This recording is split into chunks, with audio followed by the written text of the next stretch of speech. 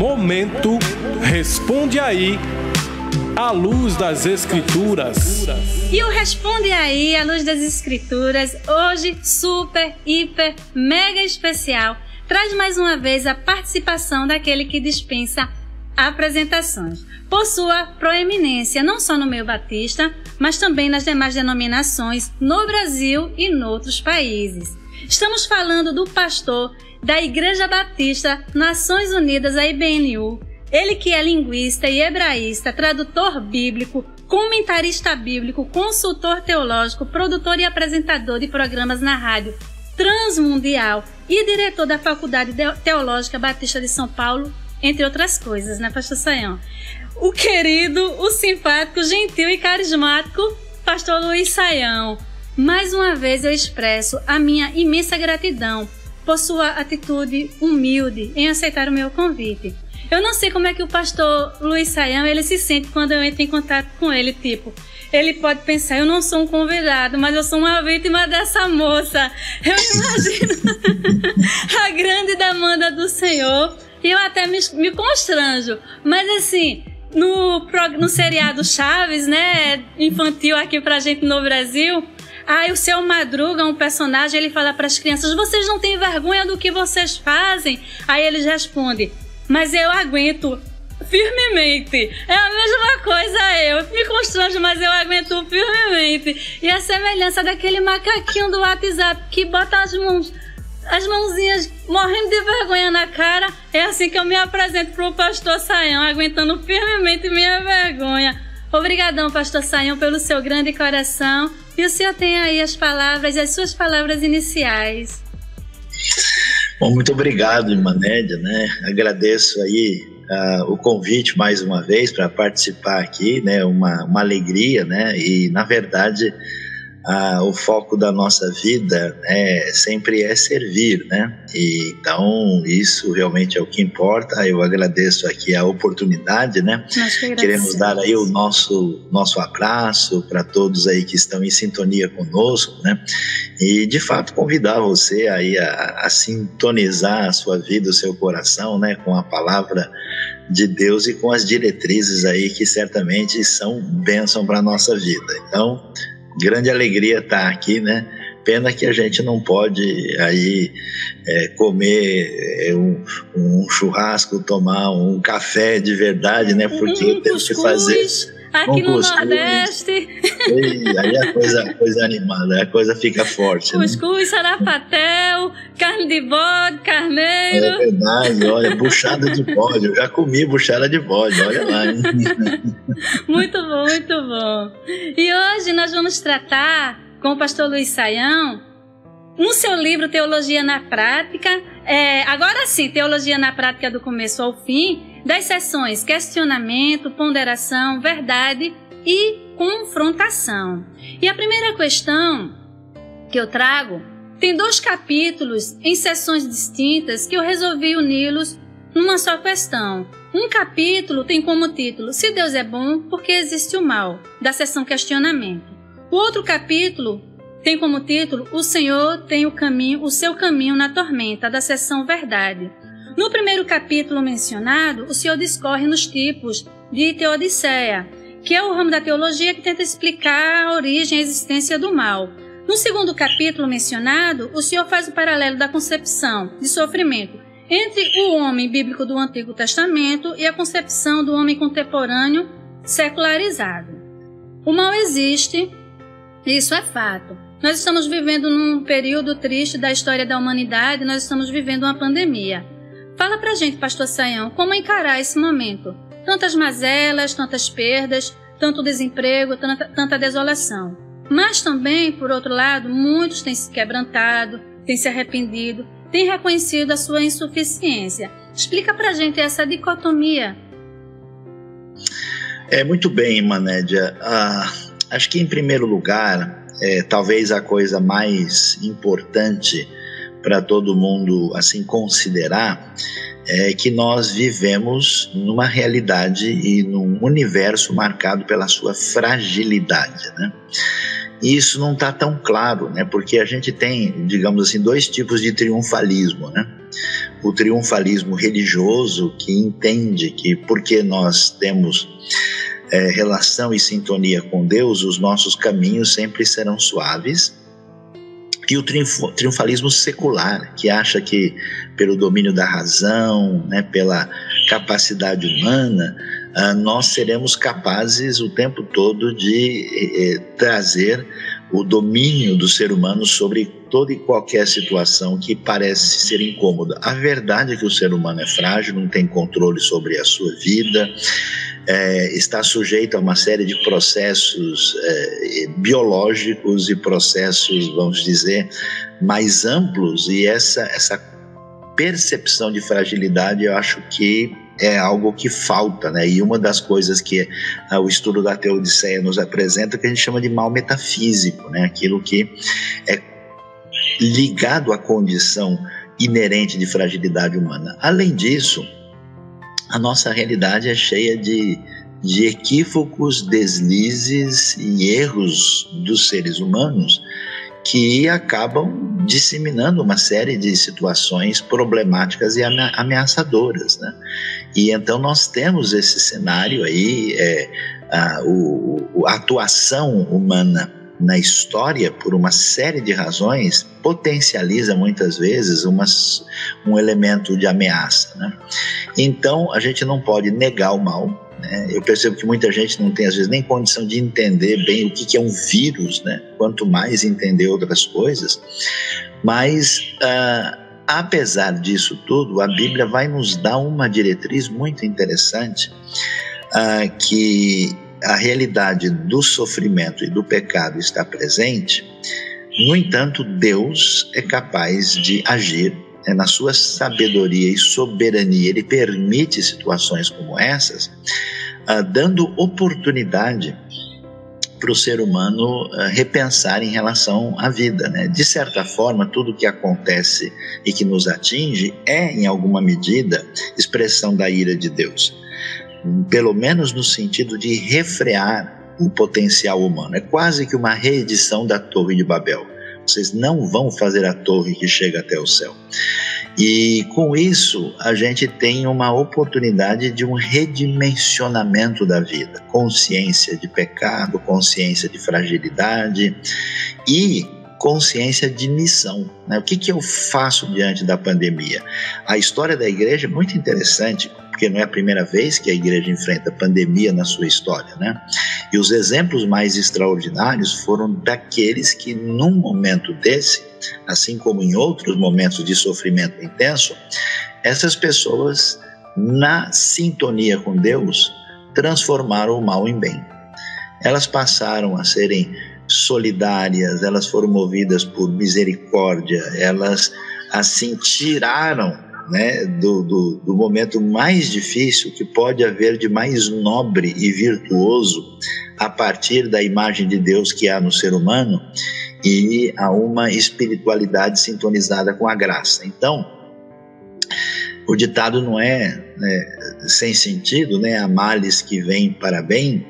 Há uma oportunidade dada por Deus para que a gente saia desse momento de uma maneira mais adequada, mais amadurecida, mais sábia, mais generosa do que a gente quando entrou nele, né? E, infelizmente, tem gente que não vai aprender essa lição e até usa esse momento de maneira perversa para se aproveitar dele numa contramão da direção que Deus nos apresenta. Então, é importante aprender com isso, é importante exercer paciência, né? Não pode sair da arca enquanto o dilúvio não acaba, não tem jeito, nós não temos o poder sobre a situação e precisamos tentar fazer a diferença em tudo aquilo que está diante de nós.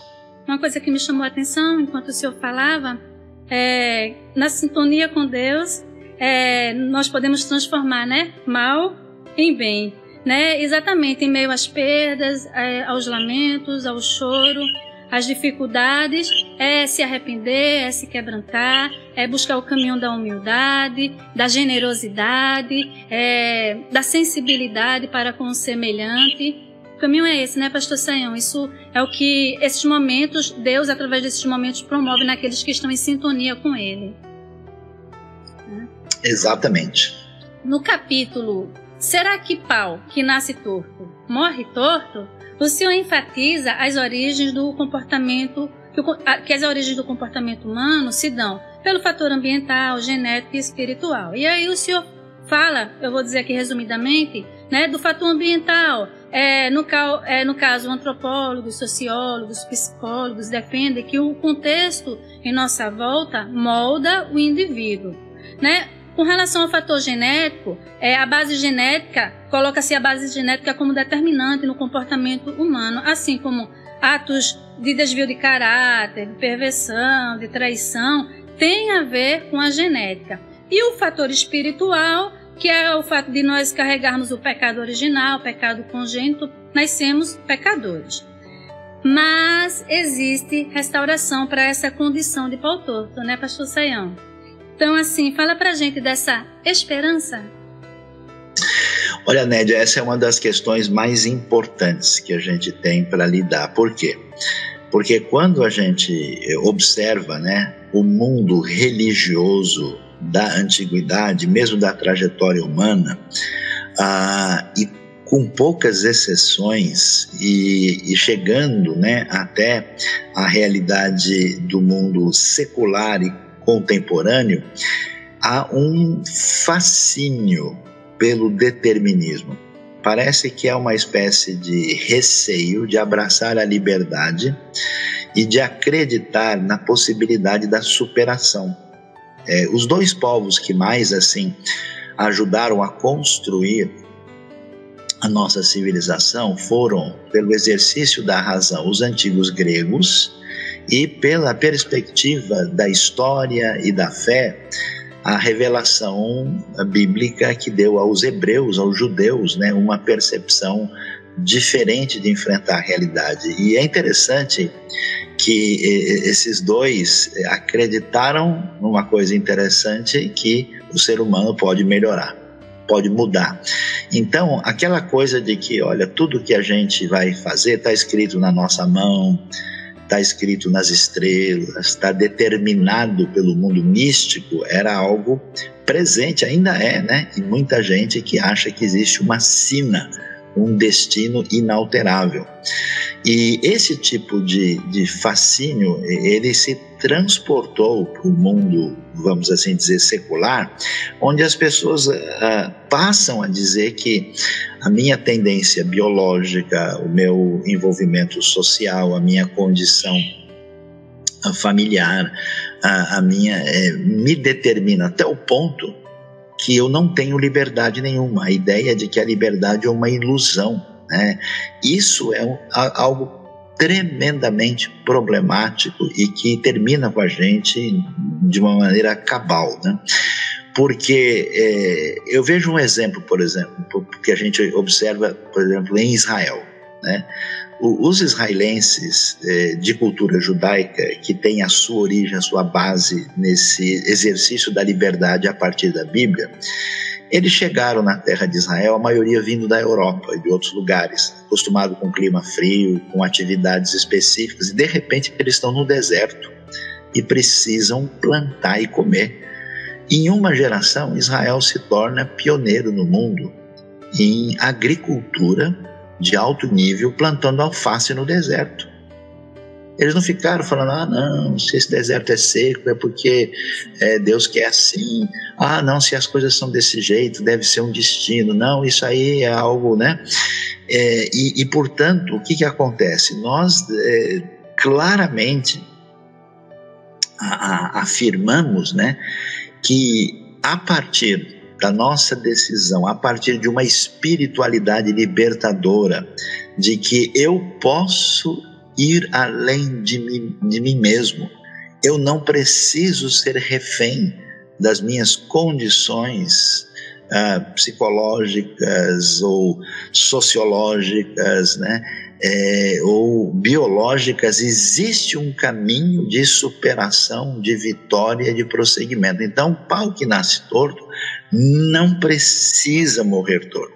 Por isso, a linguagem do Evangelho, ela dá a esperança em que eu posso ir além de mim mesmo.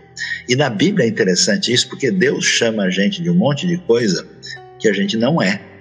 Deus nos chama de santos, de santificados, e a gente se torna, mediante a palavra divina, que quando nela depositamos fé, nos tornamos aquilo que nós nunca iríamos ser pelo nosso próprio poder e nossa própria força.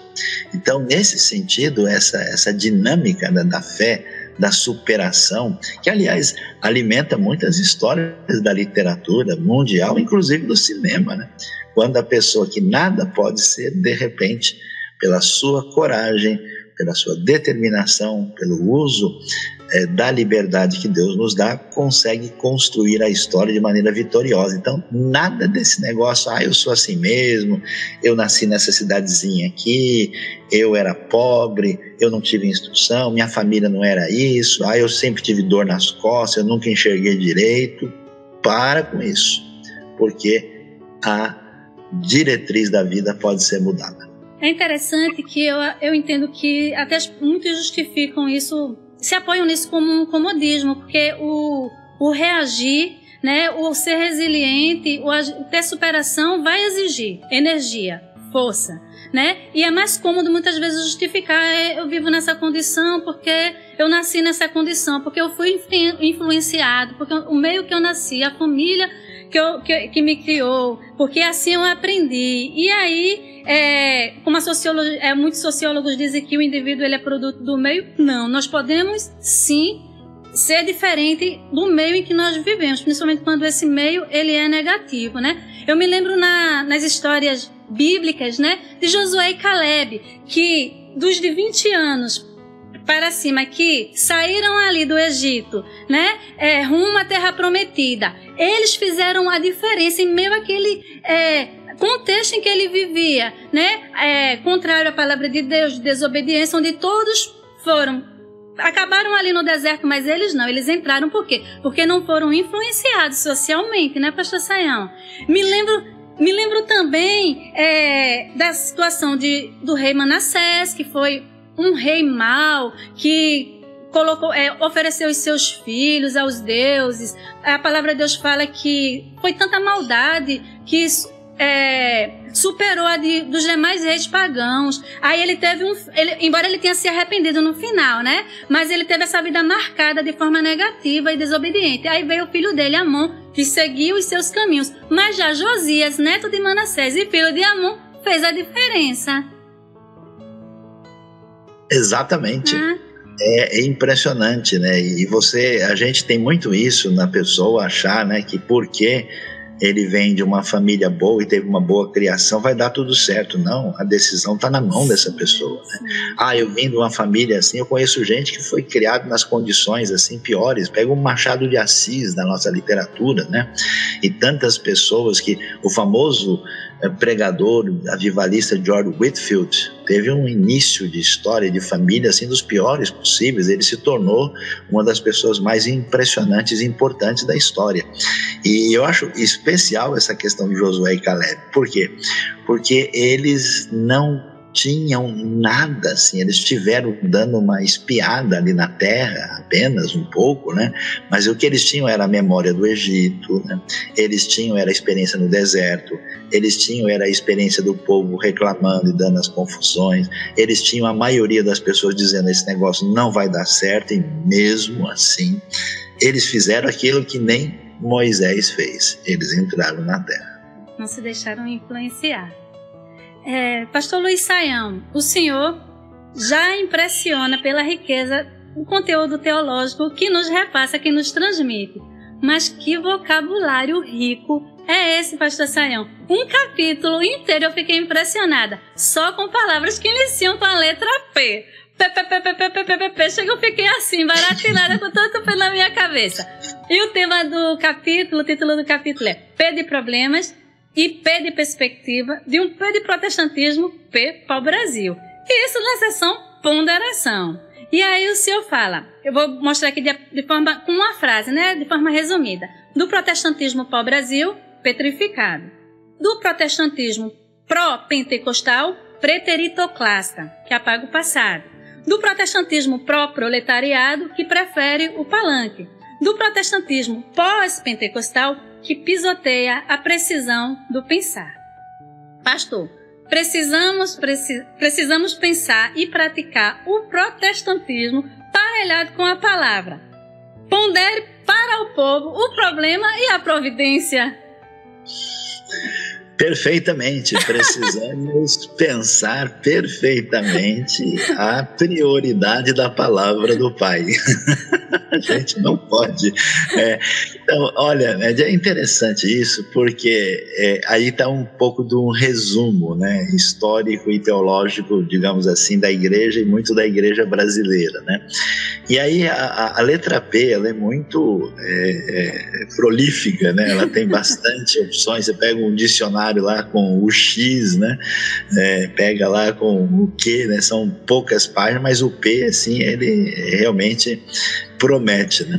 E então, diante disso, eu acabei tendo assim um momento de inspiração e resolvi brincar, e a brincadeira acabou dando certo. Muito legal, muito legal. E aí, então, a gente usa alguns termos, algumas palavras um pouquinho mais assim peculiares, né? Para que então a pessoa tenha condição, mas aí, de fato, né? Essa questão de ver os movimentos, eu diria, desequilibrados, né, que às vezes vão preterir aí uma postura mais adequada, a gente analisa razoavelmente para que depois todo mundo possa aí estar parelhado com a palavra do Pai. E a gente fica numa dificuldade no final, né? Porque para sempre permanece a palavra. O único jeito foi colocar em latim, psalmos, né? Foi isso mesmo. Então então uma tentativa de um trabalho assim de perfil um pouquinho mais linguístico e literário aí para fazer com que as pessoas sejam enriquecidas através dessa proposta um pouquinho mais criativa, né? Muito legal. Como o meu é mais pobrezinho, parabéns, pastor. Perfeito. No capítulo Bíblia Mal Compreendida, Problema Sério na Vida, o Senhor cita alguns textos clássicos que geralmente são interpretados sem o crivo da exegese e hermenêutica, e assim são ensinados equivocadamente. Sabemos de pessoas que, por dificuldades de leitura, de instrução e de oportunidade, devido à situação difícil, situação adversa, não irão se ater à questão de contexto, de pano de fundo de um texto. Mas, falando de um grupo que tem acesso à informação, à diversidade de bons comentários bíblicos que nós temos hoje e recursos da internet, eu mesma faço uso do Rota 66, certo? Fale do perigo da aplicação do texto sem contexto resultar em pretexto para erros. Com certeza, né, de aí talvez aí esteja um dos maiores desafios que nós temos, né? Porque a boa vontade, né, o bom coração, eles não são suficientes, né? Não são suficientes para nada, né? Ninguém pode tratar a sua saúde, né, simplesmente pensando na sua intuição imediata, né? Você não faz nada assim, você é obrigado a ser humilde e se curvar diante do conhecimento específico. Se você não faz isso, né, na hora de construir uma casa, na hora de assinar um contrato, né, na hora de tomar um medicamento, isso significa a diferença entre o sucesso e a ruína, né? Então, assim, é importante que todo mundo saiba que existem elementos muito claros, muito objetivos, que nos ajudam a entender o texto bíblico de maneira correta e responsável, né? Isso passa, claro, não tem jeito, a Bíblia não foi escrita em português do século XXI, ela foi escrita em hebraico, aramaico e grego, foi num contexto histórico diferente, né? E aí o texto bíblico nos convida a subir degraus acima na nossa caminhada.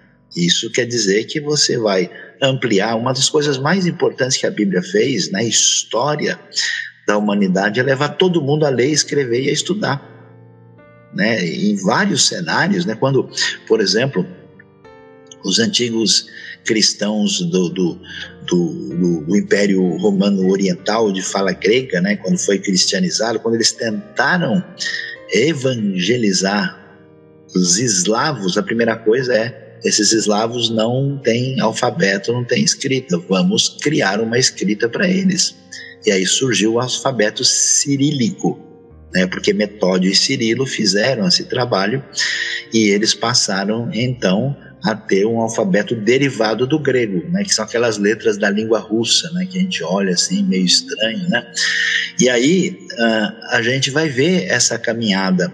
E hoje eu diria que nós estamos numa situação tão favorável que nunca você teve tanto recurso à sua disposição. Há uns, 30, 40 anos atrás, pouca gente tinha uma Bíblia de estudo, né? Hoje você tem dezenas de Bíblias de estudo, você tem aí milhares de recursos disponíveis na internet, vídeos bons no YouTube. A gente desenvolveu Rota 66 para a pessoa continuar aprendendo quando está dirigindo, né? Muito bom. Um caminhoneiro escreve lá, falou: olha, eu estudei aqui o livro de Salmos, estudei Gênesis, estava ouvindo Rota, e a pessoa continua trabalhando, fazendo coisas em casa, cozinhando, né, consertando o telhado e está escutando. Então, assim, o que acontece?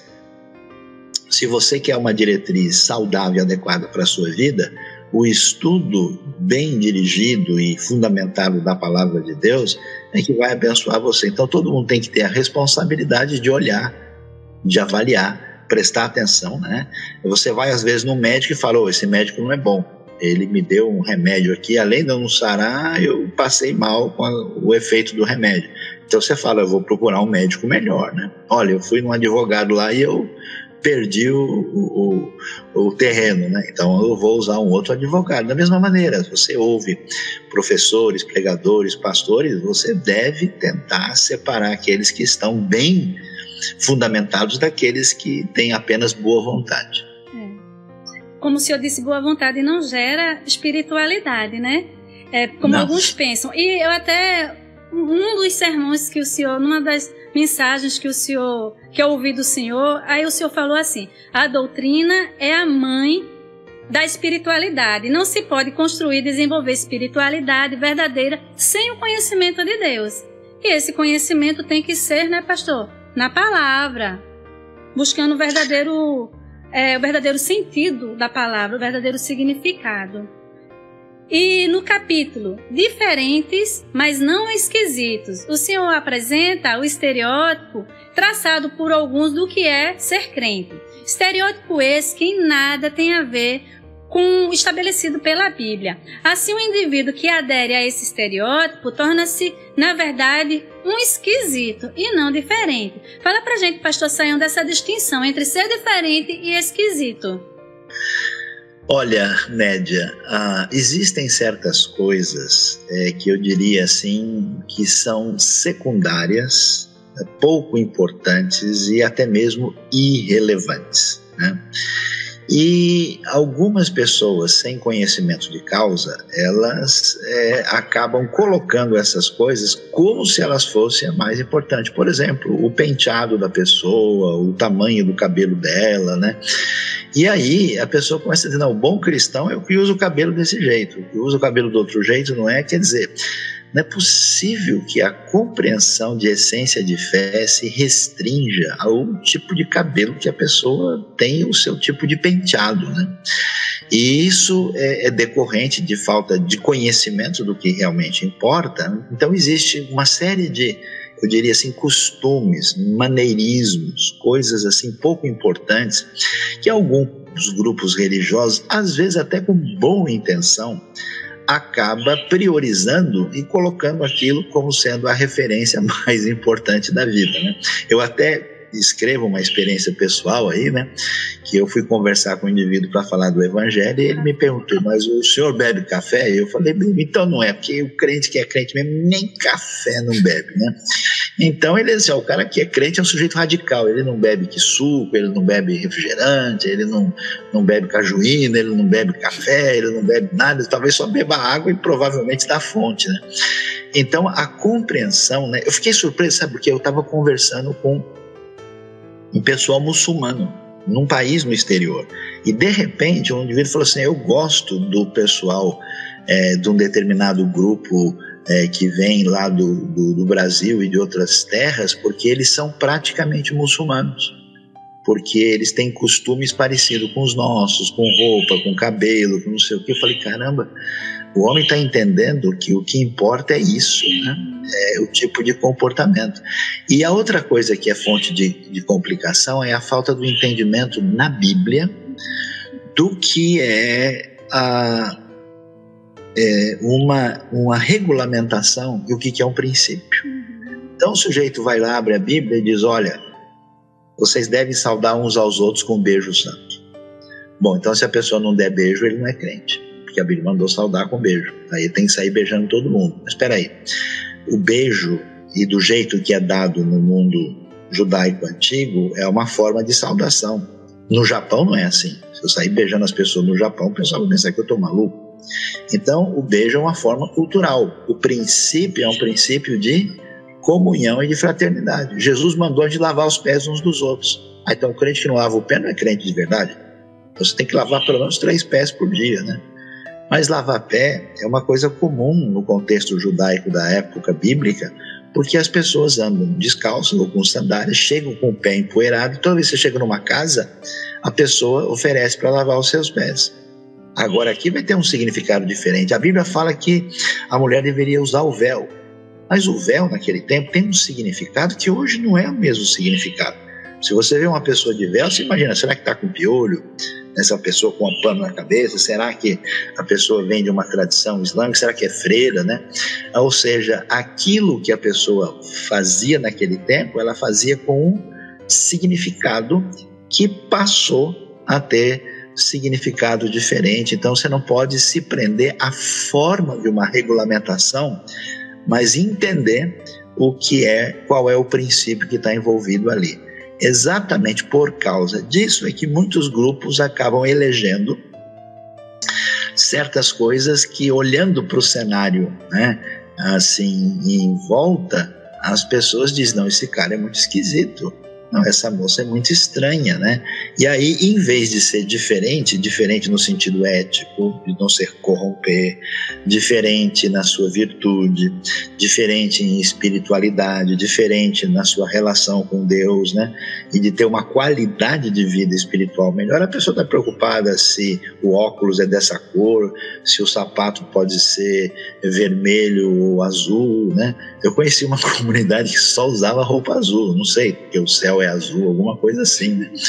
E aí eles viviam nesse negócio. Eu conheço gente que vai para Israel, por exemplo, e vê a questão de costumes culturais dos judeus de lá, né? E daqui a pouco a pessoa está colocando aqueles hábitos, costumes e roupas aqui, né? Sei lá, no interior do Mato Grosso, né?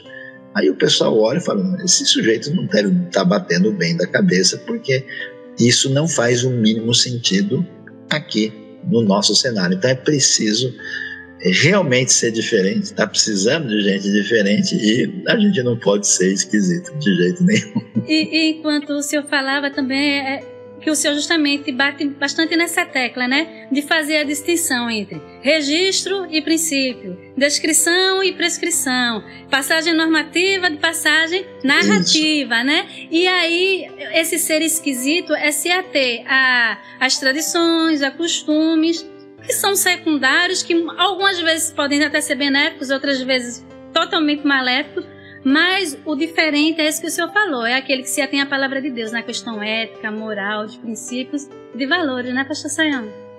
Exatamente.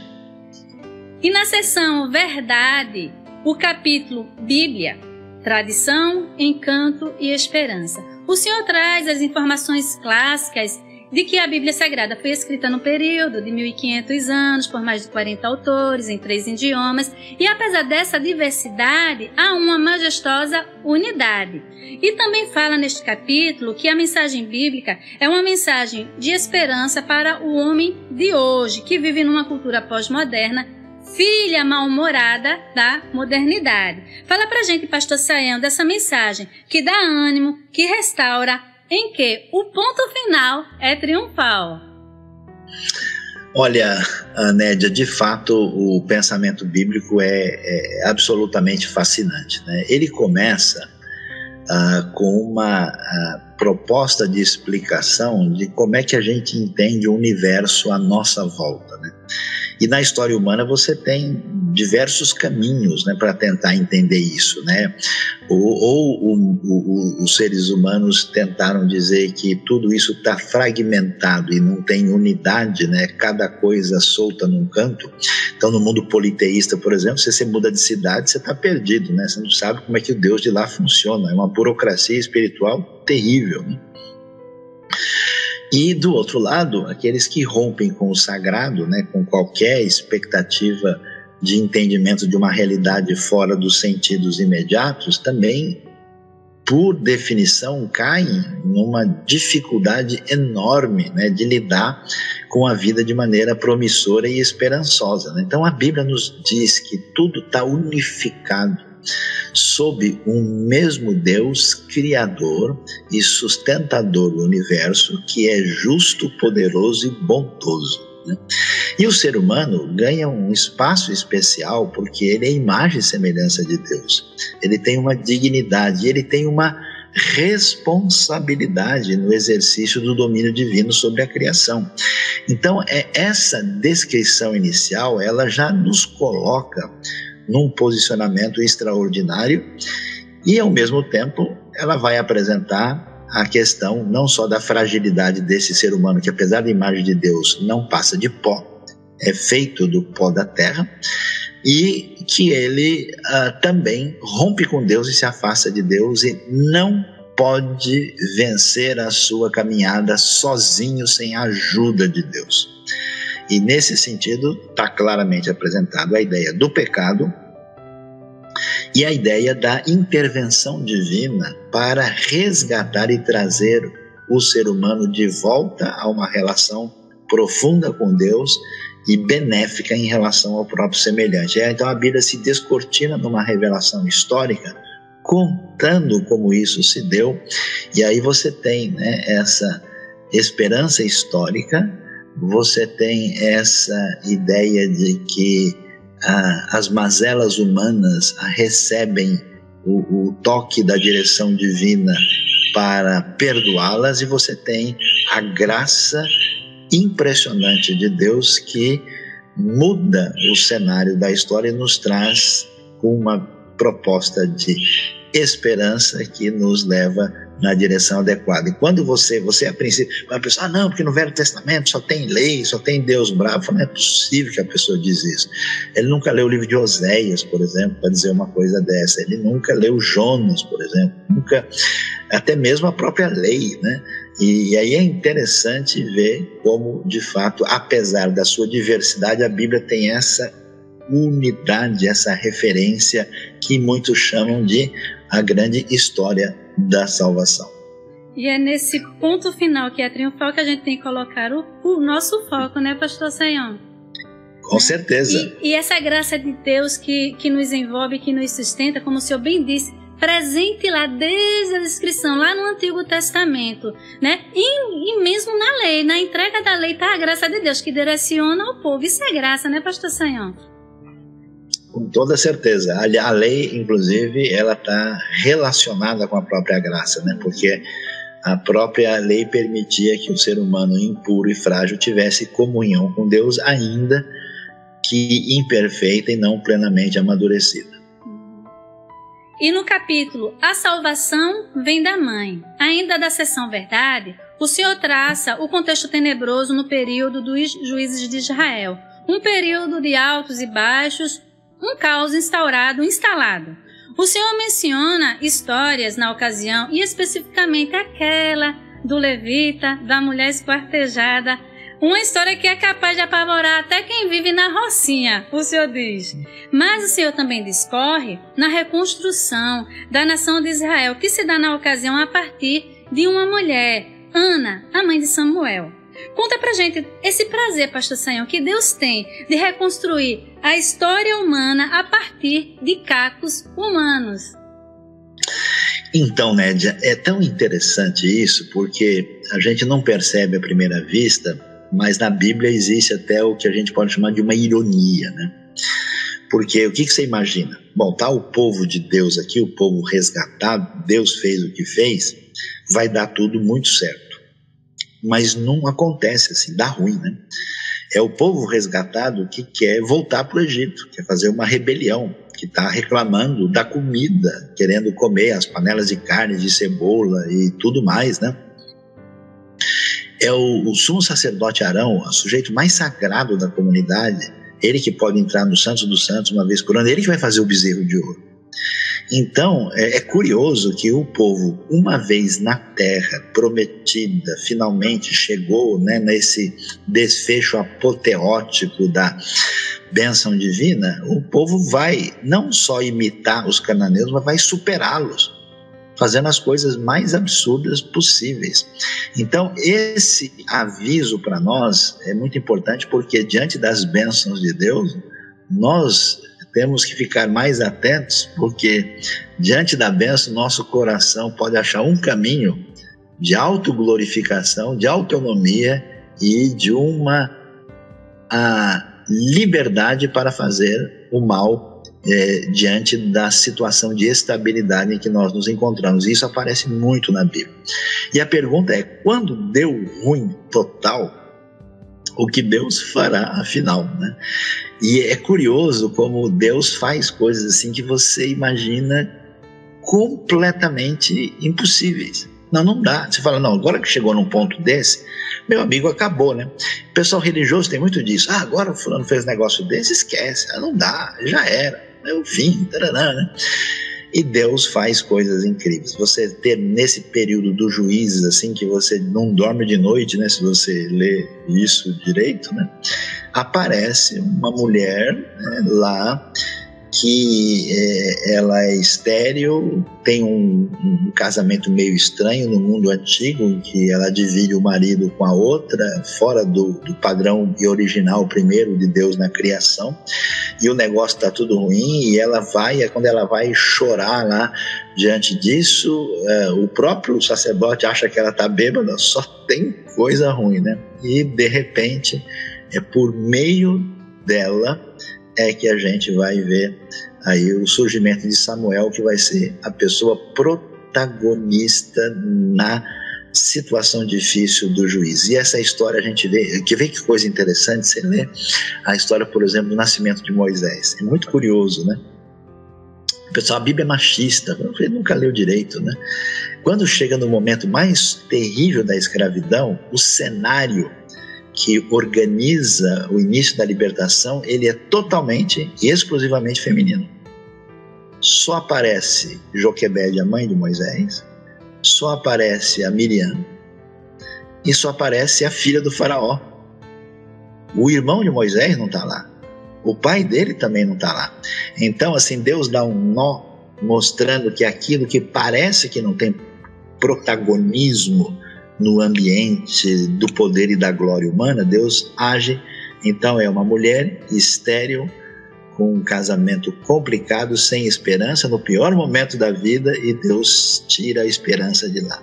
E é interessante isso, quando a gente vai ver na história bíblica, quando você abre a genealogia de Mateus, a construção da história do Messias, aparece lá um monte de gente que não tinha esperança, cujos caminhos foram complicados, e aí de fato Deus gosta de fazer coisa bonita com cacos quebrados, né? Ele só faz desenho, aquele mosaico especialmente artístico, a partir dos pedacinhos que ficaram, e aí você vê que Deus vou dizer uma palavra assim bem da galera, mas Deus é massa, né? Deus é da hora. Deus é o máximo. Como é que ele consegue fazer, diante de tanta bobagem, um caminho de reconstrução absolutamente impressionante? A gente vê lá, como o senhor bem disse, né? Pessoas como Raabe, como Ruth, né? A própria Ana, né? O próprio Manassés, que a gente falou anteriormente, um homem mau, um rei mau. E aí eu olho para minha própria história e digo, Deus é massa mesmo. E agora da sessão confrontação, o capítulo incrédulo, duvido. Fica para nós. super me identifiquei com esse capítulo, pastor Sayão, pois o início da minha caminhada cristã foi marcado por dúvidas, as quais eu não tinha coragem de compartilhar com outras pessoas, com medo de ser, com temor, receio de ser taxada de herege. Mas a semelhança do que o Senhor discorre nesse capítulo, que, abre aspas, não é possível crescer em fé sem enfrentar crises e momentos de dúvida, fecha aspas. E o Senhor também nos apresenta que a Bíblia mostra que grandes lutas espirituais marcadas pela dúvida depois amadurecem em fé. Dúvidas sinceras geram convicções inegociáveis, pastor Sayão. Olha, Nédia, isso é um negócio muito valioso, importante, e que eu tenho a impressão que é uma das coisas que mais afligem pessoas do contexto de fé religiosa e evangélica, e que assim sofrem calados, né, sem poder dizer nada. E a minha impressão é que a gente vem de uma tradição cultural recente, que a gente sofre assim daquilo que a gente pode chamar da síndrome da certeza absoluta, né, que é um dos paradigmas dessa cultura racionalista e tal, de modo que isso de certa forma atinge a nossa leitura bíblica, e aí a gente não lê a Bíblia direito, né? A gente fala, não, Abraão foi um homem de fé, então quem crê tem que ser como Abraão, mas vai ler a história do Abraão direito. Abraão foi um homem de fé, pois é, mas Abraão chegou para Deus e disse, Senhor, né, o que o Senhor vai me dar, né, se eu tenho prometido e nada tem acontecido, tem o Eliezer aqui de Damasco, ele será o meu herdeiro. Ele já estava dizendo, Deus, esquece aquela conversa e vamos usar o rapaz que ele já está pronto. Depois de um tempo, depois que Deus reafirmou tudo, ele combinou com a Sara e com a Agar lá e fez um caminho meio estranho e falou, Deus, já que o Senhor é meio demorado para fazer as coisas, que tal o Ismael? Ainda em Gênesis 16 ele diz para Deus, que seja, né, o Ismael o meu herdeiro, né, que ele viva na tua presença. E portanto você vai ver que a caminhada desses homens de fé sempre foi uma caminhada de enfrentamento com a sua própria limitação. E o texto bíblico deixa isso lá de propósito, não é sem razão. Aquilo também é palavra divina. Quantas vezes o salmista ora, Senhor, como assim, ó Deus? O Senhor já não sai mais com os nossos exércitos, agora a mão direita do Senhor foi embora. Então existe uma terapia do coração por meio do exercício da dúvida sincera. Porque aquela realidade foi apresentada e ela é um desafio para ver se a gente é autêntico ou não. Então essa coisa do religioso que da boca para fora fica falando que tudo é assim, não, porque é isso aí, essa pessoa não está nem pensando no que está acontecendo. Por isso existe uma diferença na atitude de pessoas que eu diria que não é que eles têm dúvidas, eles são pessoas que consideram a fé, Deus, o Evangelho, Cristo, como algo absolutamente dispensável. Eles nem se incomodam, é tipo um Esaú da vida. Aqui, estou lá preocupado, que direito de... O que importa é comer agora. Então eles relegam a realidade espiritual a um plano que ela nem merece atenção. Tem outro tipo de pessoa que não tem dúvida, que é uma pessoa incrédula, descrente, e que geralmente faz o que faz porque está ocultamente defendendo um tipo de vida que entra em confronto com a palavra de Deus. Então é um questionamento que surge, que nem é questionamento de verdade, tanto é que a pessoa, quando você apresenta um argumento que ela não tem resposta, ela muda de assunto, ela realmente está com a fé no lugar errado, e a pessoa sincera em que Deus coloca desafios diante dela para que ela expresse verdadeiramente o seu coração. Então, o que eu digo é que ninguém crê de verdade sem antes passar pela dúvida. E por isso, Tomé, quando ele questiona e chega diante de Jesus, e Jesus não diz, Tomé, que absurdo, como assim? Eu andei, não falei tantas vezes, então você vai ficar de castigo. Onde já se viu? Não vai ser mais apóstolo, você está excluído. Não, Jesus chega, você está com dúvida? Põe a mão aqui, vem ver, não tem problema. Isso não é. Várias vezes, né, aqueles que lutam com Deus na história fazem questionamentos e perguntas, e essas pessoas não são repreendidas por Deus, porque elas são autênticas, diferentes das pessoas que dão respostas em função da sua imagem social. Um outro questionamento, né, que denota a dúvida do próprio Tomé, em João 14, né, no Evangelho de São João, capítulo 14, quando ele diz assim, Senhor, nós não sabemos para onde vais, e como podemos saber o caminho? E aí, Jesus, a partir desse questionamento, traz uma declaração que é um dos pilares, é o pilar do Evangelho. Jesus diz, eu sou o caminho, a verdade e a vida, e ninguém vem ao Pai senão por mim. Olha só que também as dúvidas sinceras, né, pastor Sayão, trazem pra gente, né, respostas diretas do nosso Deus, né? E uma afirmação como essa que parte de um questionamento, de uma dúvida sincera. Exatamente, esse é o caminho do crescimento. E às vezes o Tomé, ele é tão injustiçado, a gente critica tanto ele pelas dúvidas e a incredulidade, e às vezes é mais crente que a gente. Exatamente. É totalmente diferente do que a gente imagina, né? Você não vê a situação de Pedro lá, Pedro pondo uma panca, falando que ele era isso, que era aquilo, daqui a pouco ele está negando lá. Então a coisa não é como a gente pensa, não.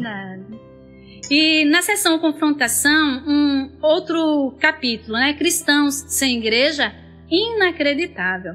O Senhor trata desse fenômeno dos desigrejados. E o Senhor traz algumas razões dessa tendência contemporânea: rejeição da cruz, espiritualidade individualista, rejeição de autoridade e consumismo da fé. Pastor Sayão, tem quem defenda ser igreja sozinho. Pondera pra gente esse equívoco. Olha, Nédia, é muito absurdo, é estranho demais, né? A gente poder pensar e imaginar em qualquer coisa que possa ser chamado cristianismo autêntico de maneira individualista. Isso não tem o mínimo sentido, né? A pessoa pode até dizer assim, não, mas eu acho que a fé ela não depende de um templo. Até aí está certo. A questão não é se a pessoa está num templo ou não. Aliás, boa parte dos cristãos do mundo hoje perseguido não tem nenhum templo para ir. Eu conheço cristãos que se reúnem em cavernas no deserto, né, em lugares assim totalmente inusitados. Eu já estive em lugares assim no mundo com gente de igreja que não pode se reunir em nenhum espaço formal de reunião e de adoração, né? Agora, o problema sério, o que me parece em alguns casos, é que a pessoa de fato é um narcisista, né? No sentido em que ele quer fazer o que ele bem entende, e ele não se sujeita a ninguém. Isso quer dizer que a vida dele pode ser vivida do jeito que ele quer. Muitas vezes uma pessoa que tem uma vida de fato mundana, um comportamento inadequado, e ele diz, se eu estiver dentro da comunidade, eu vou ter que dar a satisfação da minha vida, né? Eu tenho que fazer o que a Bíblia diz, de sujeitar uns aos outros, e então eu não quero isso. E também a pessoa que escolhe na fé o que ele quer. Então eu conheço gente, por exemplo, que está ligado de alguma maneira distante, mas a algum movimento cristão, mas ele gosta das músicas. Ele aprecia o louvor, então é isso aí. Ele gosta de um determinado tipo de mensagem. Tem uns que, inclusive, já conheci gente desigrejada que estuda a Bíblia o tempo todo. E que é gente que gosta da Bíblia como teologia, como satisfação de curiosidade, como uma coisa histórica, mas ele não quer envolvimento com a missão, nem envolvimento com a comunidade. No Novo Testamento isso é impossível. Não existe a oração do Pai meu que está no céu, só tem a oração do Pai nosso. E se você acredita que Deus é Pai, tem que saber que você tem irmãos. E se você tem irmãos, você tem uma responsabilidade diante disso. E para mim a coisa mais dura e mais difícil é que, assim, igreja, em grande parte, eu até entendo a bronca e a revolta de alguns desigrejados. Igreja de fato não é o clube social do encontro dos crentes no final de semana para botar as fofocas em dia, como acaba sendo em muitos ambientes. A igreja ela tem uma tarefa na sua frente, ela tem uma missão. Jesus disse, eu vou para estar diante do Pai e eu já volto. E eu vou deixar para vocês a seguinte tarefa: vocês são responsáveis por anunciar essa mensagem a todas as nações. Então, o foco da igreja é a missão. Ela tem que estar comprometida. E minha pergunta é, como é que a gente vai atingir os outros se aqueles que dizem confessar a Jesus não estão envolvidos em missão nenhuma?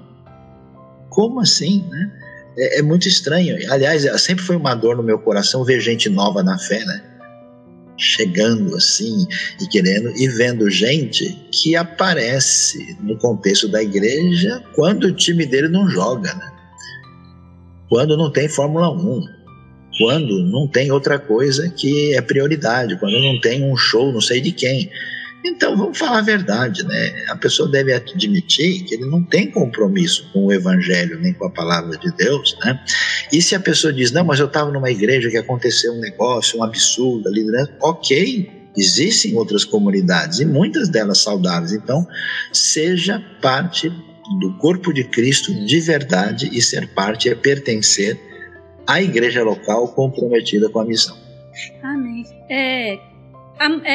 Grande parte dos desigrejados, eles argumentam justamente isso que o senhor falou no final aí, problemas, falsidade, pecados, hipocrisia. Pois bem, é verdade que isso acontece realmente, mas isso não justifica, porque aí o indivíduo que justifica dessa forma, ele na verdade se coloca no patamar superior de perfeição, onde ele é perfeito e não comete erros. No entanto, que todos nós somos pecadores, somos uma comunidade de pecadores redimidos, mas continuamos sendo pecadores, mas redimidos na pessoa de Cristo. Então, o indivíduo também, ele se torna ele é autossuficiente, ele que tem esse pensamento, se acha melhor que os outros, e sem falar que age com indiferença realmente. Como é que ele vai desenvolver os dons dele, pastor Sayão? Claro. Sozinho não tem como desenvolver seus dons, De jeito nenhum. De jeito nenhum. É como alguém que chega num hospital e fala, isso aqui era para curar as pessoas, estou vendo um monte de doente aqui, que absurdo, eu não vou ficar, eu vou embora. Como assim? Pois é. E é como também o senhor disse no final, que se está tendo algum problema que realmente não está dando para caminhar de forma saudável, existem outras comunidades, mas a gente tem que se filiar, tem que se unir, porque igreja é isso, é esse conjunto, é essa comunidade, essa assembleia, Amém. E no capítulo, chegando no final, no capítulo O Retorno de Hitler, o senhor faz uma analogia do contexto atual com aquele contexto atroz do período nazista. O retorno de Hitler é nossa sociedade relativista, que banaliza o aborto, trivializa a violência, é uma sociedade sem paradigmas, sem absolutos. Fala pra gente, pastor Sayão, dos riscos de uma sociedade que abraça o retorno de Hitler e se esquece do retorno de Cristo. Olha, Nédia, eu tive a oportunidade de ver de perto, estive 2 vezes em Auschwitz. Pude estudar e ver com detalhes uma série de situações, e uma coisa que me impressionou muito, não só toda a maldade intensa que foi feita, mas como tudo isso foi friamente catalogado. Então você pode ler as coisas que foram determinadas, que estavam presentes numa sociedade muito sofisticada, muito bem organizada, e que a maioria das pessoas envolvidas com a morte de tanta gente era gente com doutorado.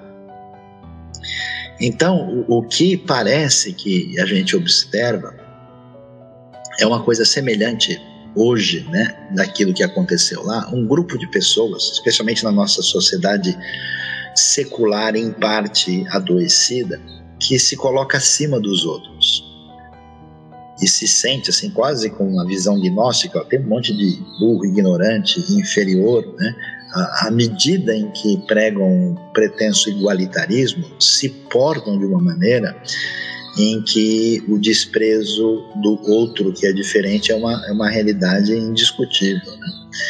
E aí, o que a gente tem observado é que nesse cenário, hoje, explicitamente, não só existe uma cultura de violência. Eu não sei porque que alguém assiste um filme em que as pessoas ficam dando tiro no rosto do outro o tempo todo, que você vê explodindo sangue para tudo quanto é lado. A pessoa paga um dinheirão para ver um cara esmurrar a cara da outra pessoa até o nariz dele quebrar e sair sangue. Que povo louco é esse?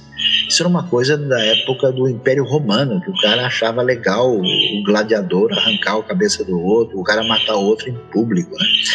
Então você tem essa trivialização, essa banalização da violência, a pessoa se acostuma com isso e fica inerte, né? E é ridículo, é um absurdo, né? Então essa cultura sem misericórdia, para mim ela chega num ponto, a Madre Teresa de Calcutá disse com razão, o que a gente espera de uma sociedade em que as próprias mães estão dispostas a matar os seus bebês, né? Por que eu digo o retorno de Hitler? Porque o Hitler, quando perseguiu aqueles quem ele acusou de serem problema, essas pessoas podiam fugir, essas pessoas podiam tentar lutar, essas pessoas podiam, como tentaram, fazer até atentado contra ele, mas para onde é que o bebê vai, né? O bebê não tem para onde fugir. E recentemente foi aprovado na Argentina, lá, né? E houve uma reportagem mostrando a comemoração das pessoas, como se aquilo fosse uma grande vitória. A gente não está dizendo aqui que não existe gravidez complicada, que não existe dilemas éticos, que não existe situação que você tem que ver qual é o risco menor. A gente está dizendo que as pessoas jamais poderiam dizer que matar um ser humano fora ou dentro do útero por qualquer razão virasse um direito da pessoa. Porque daqui a pouco o pessoal está argumentando, até um monte de gente idosa no mundo aí que está só sofrendo e eles estão representando despesa para o Estado, eles não precisam mais viver. Aí você tem, né, a trivialização da eutanásia. Por trás disso tem a ideia de que o ser humano não tem dignidade e valor em si mesmo. Então, se a gente de fato está em sintonia, né, com o nosso mestre de Nazaré, com Jesus e com a mensagem bíblica, não dá para a gente aceitar esse tipo de postura. E hoje eu estou até assim assustado, como eu tenho visto pessoas, até mesmo gente que se afirma líder, tem até igrejas hoje que não só defendem, como entendem que o aborto é simplesmente mais uma pauta que deve ser considerado na trajetória da sociedade. Eu acho isso de uma crueldade impressionante que até às vezes é difícil da gente discutir. Então, não para o retorno de Hitler. E vamos esperar o retorno de Cristo, esses sinos da esperança, né? De dias melhores, né, Pastor Sayão? Graças a Deus. De eu concluir aqui, eu só queria fazer uma correção de um lapso que eu cometi. Quando a gente estava falando da questão de que Deus transforma, restaura a história humana a partir de cacos humanos, aí eu falei da genealogia, que tem lá Raabe, aí tem Ruth, eu falei de Ana, na empolgação a gente estava falando de Ana e inseri Ana na genealogia. Eu disse... Tem mesmo paralelo, Eu disse, foi assim no Pastor Sayão. Mas aí eu me lembrei, eu disse assim, não, mas eu vou fazer a retificação no final. Isso, Ana não está na genealogia, mas está na restauração, é verdade. Conforme nós ressaltamos nesse dia. Pastor Sayão, Tundum, meu coração fica batendo, muito forte, de gratidão, de alegria, por sua participação. Muito obrigada. Que Deus continue te abençoando. O Senhor é bênção para minha vida, para a vida da minha família, que todo mundo é fãzão do Senhor. Meu esposo, minhas filhas. A gente senta, quando chega da EBD, no domingo de manhã, a gente liga, coloca lá no YouTube a TV lá e bora assistir a programação da EBMU. E a gente, às vezes eu tô fazendo as coisas, aí depois eu vou lá e escuto sozinha com mais atenção. Mas aí todo mundo é muito abençoado. O Senhor tem sido bênção. Bênção para minha família, bênção para essa nação, bênção para outros países. Que Deus continue te abençoando e te usando. Amém. Obrigado, irmã Nédia. Eu agradeço de coração, uma honra, né? E parabéns pelo seu trabalho, pela sua disposição, sempre vendo aí tentando, né, ampliar e fazer com que conhecimento bíblico e saudável esteja disponível para o maior número de pessoas, tá? Agradeço muito mesmo. Muito obrigado, um abraço para toda a família aí e para todo mundo aí que está em sintonia com a gente no YouTube. E você mantenha o seu coração em sintonia com a bondade, a graça divina e com a palavra de Deus, que é fonte de bênção para todos. Amém. Pastor Sayão, pensa que o senhor ficou livre de mim, não? Ainda tem 3 capítulos. Eita, tá bom, então a gente vê. Aí lá vem, ó. Aí eu apareço assim pro senhor lá no WhatsApp. Pastor Sayão. A gente vê direitinho aí. Obrigado, Deus abençoe. Muito obrigada, que Deus abençoe. Amém. Até mais.